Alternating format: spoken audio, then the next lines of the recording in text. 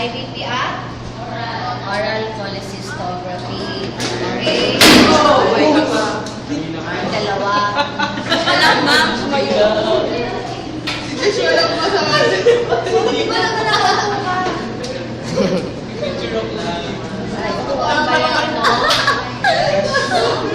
Okay.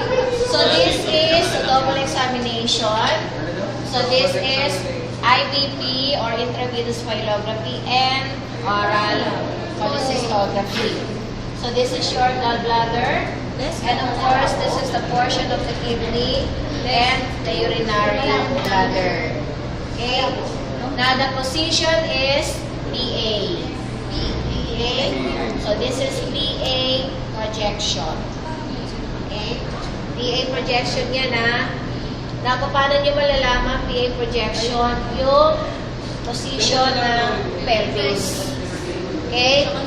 And then, of course, we have projection for the urinary bladder.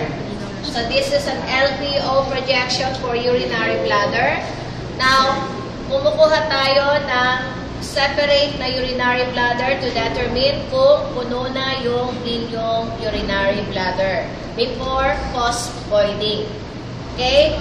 And of course, ang post-voiding natin or post-micturition, dapat wala ng laman ang urinary bladder.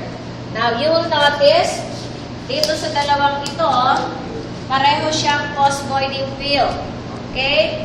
So, these two are post-voiding film, but you will notice dito merong residual urine. And dito naman, halos naubos na. Okay? So, dito, walang-wala ng laman. So, you will easily determine kung ano yung post-voiding at kung ano yung hindi.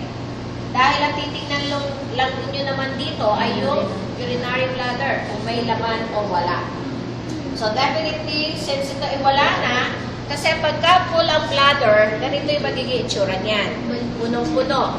Okay? Pag umihi ng pasyente mo, it's either ganito na o nabawasan or totally nawala. Okay? So post-voiding film, LPO ng urinary bladder, and PA projection for IBP and oral cholecystography.